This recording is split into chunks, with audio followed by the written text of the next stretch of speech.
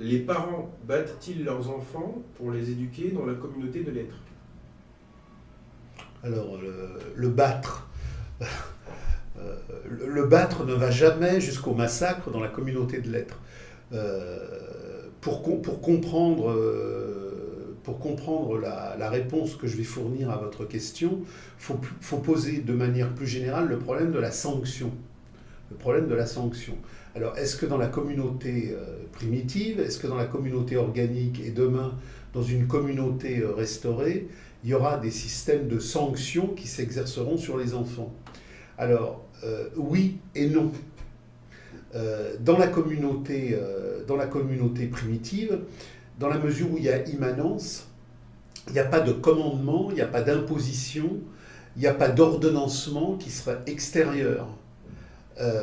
Les enfants, comme les adultes, sont dans une immanence qui fait que le culte ludique du dépasser le terrain prescrit n'est pas instauré parce qu'il n'y a pas cette concurrence pathologique du monde contemporain. Aujourd'hui, quand on pose le problème de la sanction, on pose le problème de la sanction pour l'accepter ou la récuser par rapport à une ligne rouge, bleue ou verte qui est posée par rapport à l'enfant, et on considère qu'il y a des lignes que l'enfant ne doit pas dépasser. Alors les lignes que l'enfant ne doit pas dépasser, on nous dit qu'il faut lui expliquer qu'il ne doit pas les dépasser, et si jamais il les dépasse, il faut le sanctionner parce qu'il les a dépassés. Donc ça existe dans une société comme celle d'aujourd'hui qui est totalement aliénée par le fétichisme marchand. Ça existe aussi dans les sociétés traditionnelles parce que la dialectique aliénatoire qui va produire le monde contemporain y existe aussi. Mais par contre, on sait par toute une série de textes qui renvoient à la vie organique et vivante de ces communautés-là, que le rapport de l'immanence des enfants fait que la fameuse ligne, elle est totalement dynamique et non pas statique dans les communautés archaïques, dans les communautés primordiales. Si on prend les textes, par exemple, des dominicains ou des franciscains en Huronie ou en terres iroquoises, ou même si on prend l'expérience personnelle de Pierre Clastre chez les Indiens, chroniques des Indiens Guayakis, on voit que le statut de l'enfant dans la communauté primordiale est lié aux adultes dans une immanence permanente de jeu, d'éveil et de conscientisation. Dans la société du séparé, l'enfant, il est assujetti à des espaces spécifiques. Dans la société de l'aliénation, les adultes vont travailler et d'une manière ou d'une autre, on parque les enfants pour les éduquer. Dans la communauté traditionnelle, il n'y a pas de parquage parce qu'il n'y a pas de travail. Donc les adultes comme les enfants sont en symbiose permanente. Il n'y a pas de moment où on met les enfants ailleurs et il n'y a pas de moment où les adultes vont produire quelque chose de spécifique qui ne pourrait pas intéresser les enfants. Donc la division du travail avec travail-loisir pour les adultes et séquences normatives pour les enfants, garderie, école, centre de loisirs, ça n'existe pas dans une communauté organique, puis tout se vit dans l'immanence. Donc dans cette immanence-là, il arrive effectivement qu'un enfant commette une bévue, parce que d'ailleurs la bévue est positive. C'est la bévue de l'enfant qui le fait grandir vers une conscience du dépasser la bévue. Donc quand on voit comment vivent entre autres les Indiens Guayakis, il y a effectivement de temps en temps, dans l'émulsion des joies du groupe, un enfant qui va commettre un raté. Mais l'enfant qui va commettre un raté, il sera remis dans la place nécessaire du groupe collectif, parce qu'effectivement, comme il n'y a pas de culte narcissique de l'autonomie du sujet, ce qui sera, entre guillemets, remis en place, c'est le fait qu'à un moment donné, il y a un débordement d'autonomie qui pourrait produire une schizophrénie du groupe. Donc, on imagine très bien une mère Guayaki donner une petite tape sur le cul du môme parce qu'il a fait une connerie avec sa sœur. Mais au sens fort, l'enfant n'est pas battu, au sens fort, l'enfant n'est pas sanctionné. C'est une relation d'amour, c'est une relation harmonique qui, par un geste un peu plus ferme que d'habitude, remet les choses à leur endroit. Mais de la même manière qu'il n'y a pas de répression entre les hommes, le mouvement d'auto-éducation qui fait que les grands apprennent aux petits n'est pas une structure hiérarchique de commandement et d'apprentissage domesticatoire, c'est un mouvement d'émancipation et de soulèvement, d'éveil et de réveil permanent. Et d'ailleurs, ce qui est très intéressant, c'est ce que dit Clastres sur les Guayakis, c'est ce que nous disent sur les dominicains et les franciscains, sur les Hurons, l'Ironie, les Mohawks, les Abénakis. La constance de l'enfant dans la communauté organique, c'est le rire. L'enfant rit en permanence, et les adultes rient en permanence, parce qu'il y a constamment une relation d'harmonie, de tendresse et d'amour, et donc le raté est rare, et le raté qui est rare, quand il appelle à une remise en ordre et à une remise en place, c'est quelque chose qui se fait effectivement en tendresse et en émotion. C'est-à-dire que la claque sur le cul que la mère Guayaki met à son enfant, même si elle est ferme, elle est affective et elle est tendre. Donc il y a quelque chose qui est absolument important du point de vue du geste par rapport à votre question du battu, au sens où il n'y a pas de violence. Par contre, ce qui est intéressant, c'est que dans les communautés organiques, on sait, par l'immanence du sens, ce que les grands trajets philosophiques nous apporteront à travers les présocratiques, Hegel ou Marx, c'est que pour se poser dans une identité riche, il faut s'opposer. C'est-à-dire que le poser, c'est pas quelque chose qui flotte. Quand l'homme se pose dans une identité réelle, c'est parce que dans un contexte précis, qui n'est pas fluide, qui n'est pas liquide, mais qui exprime une matérialité sensible, sensive et sensuelle, il y a des oppositions. C'est-à-dire que l'enfant est en autonomie, mais l'enfant n'est jamais dans la fête du caprice. Donc, le développement harmonieux de l'autonomie, il présuppose des cadres qui doivent être rappelés, et les cadres doivent être rappelés parce qu'en rappelant les cadres qui positionnent l'opposition au caprice, on casse l'autonomie narcissique potentielle du sujet.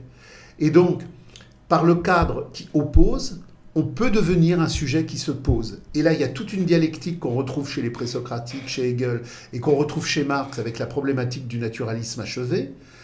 La transmission d'amour que je fais à l'enfant, et qui fait que cet enfant, en devenant grand, ne va pas simplement devenir grand physiquement, mais grand en maturité d'esprit, de sensation et de cœur, c'est parce que par amour, j'aurais posé des lignes d'opposition à certains jeux capriciels, et qu'à partir de ce donné-là, j'aurais donné à l'enfant une ligne mature de position et de positionnement. Donc, il n'y a pas de violences qui sont faites sur les enfants dans ces communautés-là.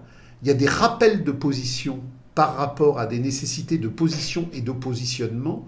Autrement dit, j'ai un cadre qui est ferme dans la transmission du patrimoine d'amour et du patrimoine de conscience, mais il est fait dans l'intelligence de la transmission, et il n'y a bien évidemment aucune violence d'impuissance comme on la trouve dans les sociétés de l'aliénation généralisée. Alors justement, par rapport à ça, je crois que Guy Debord, dans un de ses bouquins dans les années 70, il parlait justement de l'autonomisation des enfants vis-à-vis des parents, mais dans une trajectoire aliénatoire au sens où les familles sont brisées en fait, et les enfants veulent devenir indépendants justement pour ne plus avoir de rapport avec leurs parents. Et justement, il disait qu'en fait, on n'est même plus des prolétaires au sens où on n'a même plus nos enfants. Et en fait, par rapport à ça, depuis la révolution des mœurs, depuis mai 68, il y a une tendance au niveau de l'éducation à ne plus vouloir frapper les enfants. Et les gens se plaignent du fait que c'était mieux avant, parce que quand on frappait les enfants, on arrivait à les garder dans un certain cadre de vie, quoi, de respect des aînés et tout ça. Et justement ça a sauté. Donc, est-ce que c'est une positivité quelconque pour retrouver une humanité perdue, ou est-ce qu'au contraire, c'est le reflet du chaos dans lequel on est et dont le capital a besoin pour diviser les familles, diviser les nations, diviser tout ce qu'il a besoin de diviser, quoi. Non, alors là, justement, ce que vous dites est très intéressant sur le chaos. Et en préambule, je reviendrai sur une hypocrisie majeure de la société du spectacle marchand, parce que c'est effectivement la tyrannie absolue du mensonge rayonnant.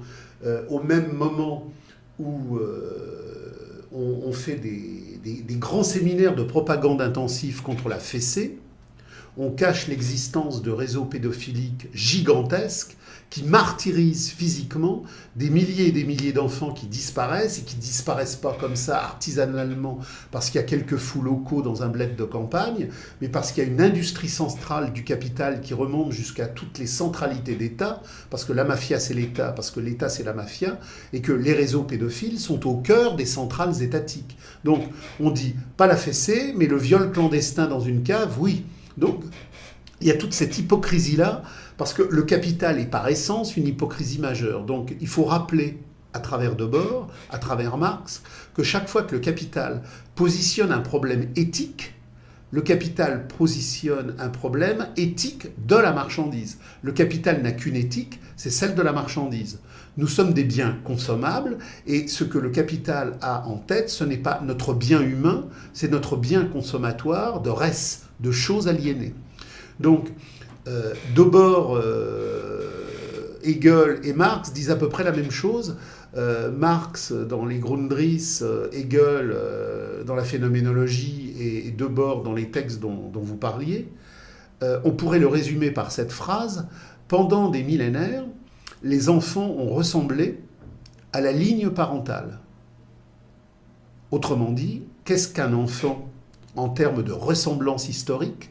C'est une production de vie qui ressemblait à son père et à sa mère, et qui ressemblait donc au père, puisque c'était les pères, dans cette structuration-là, qui formalisaient le lignage.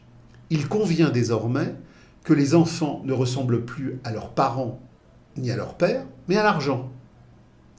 Et c'est la phrase de Debord.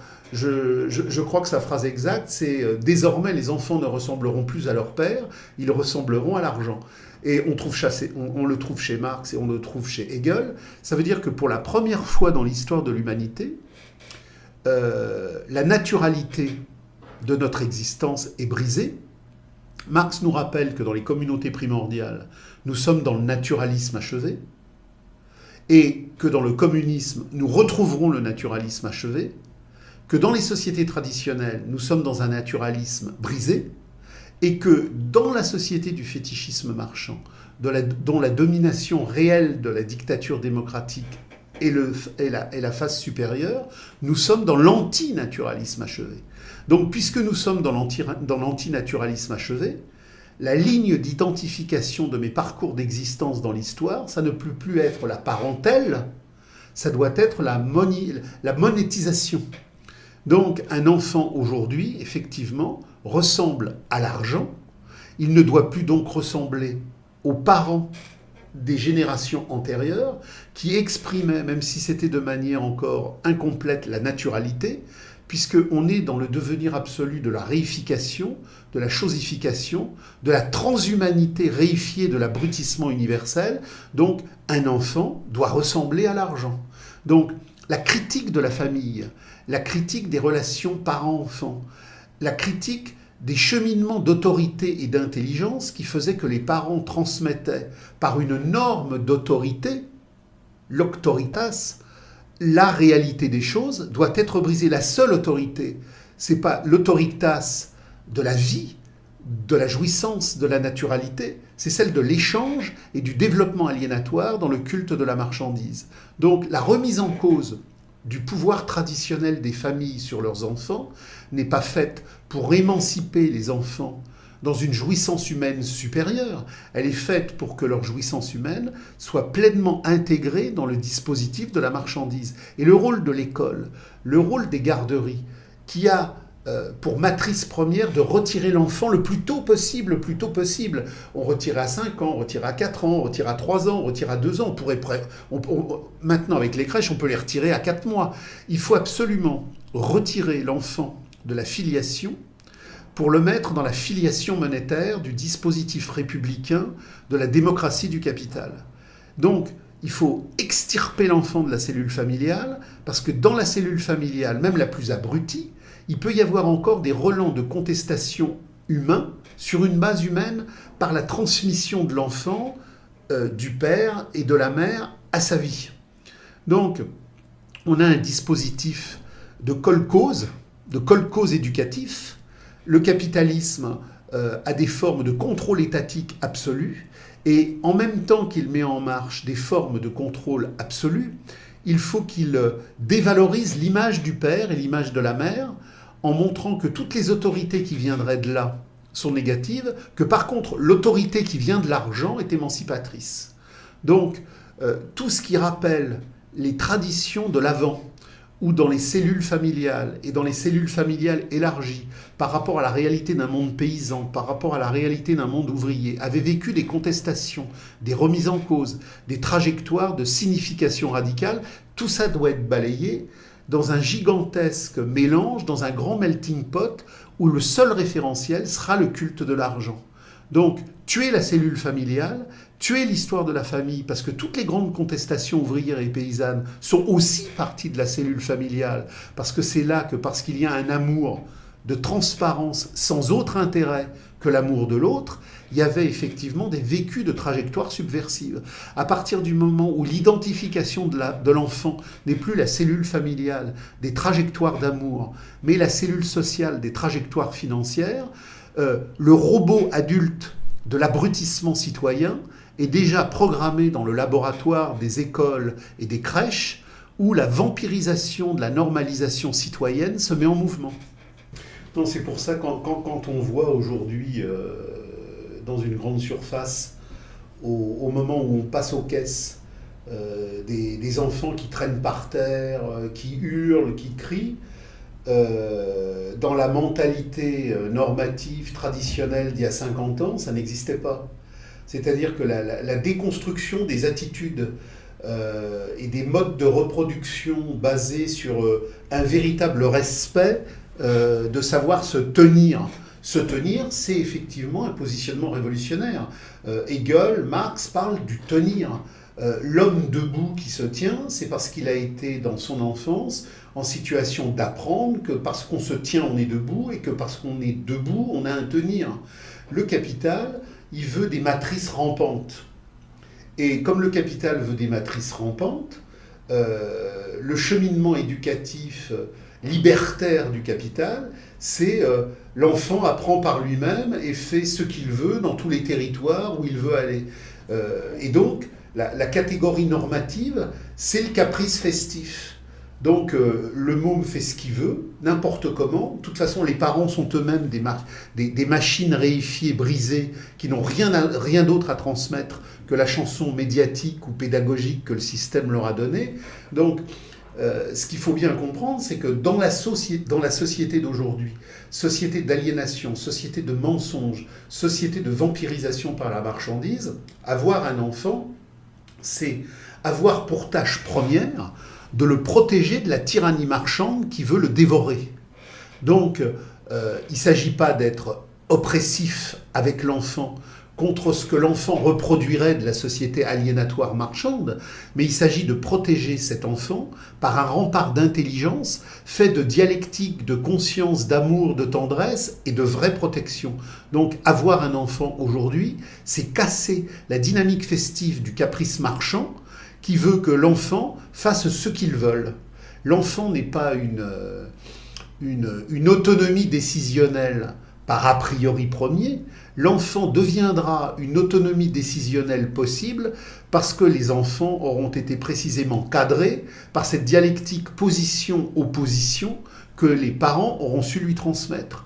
Donc, j'ouvre le champ infini du savoir et de la tendresse parce que je cadre par des positions et des oppositions la réalité des choses. Et quand effectivement j'ai un môme qui se roule par terre aux caisses d'un supermarché, ce que l'on voit maintenant de manière rituellement généralisée, c'est l'indice de cette déstructuration comportementale qui fait que le capital, en ayant de premier niveau des caprices enfantins généralisés, aura demain des immaturités généralisées, des docilités généralisées et des compulsions consommatoires universalisées.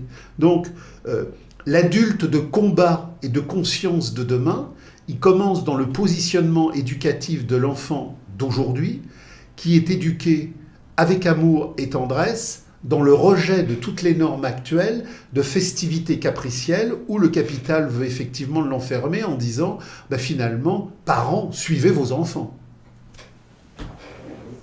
Ouais, parce que du coup, en fait, on donne le choix aux parents, par immanence, en fait, soit ils se positionnent en fait dans un rapport d'autorité, et finalement l'enfant il échappe à l'autorité, et du coup la famille se brise, soit le parent il doit s'adapter aux caprices en fait. Voilà, et parce que les caprices de l'enfant, c'est le mode de production capitaliste qui est derrière. Voilà.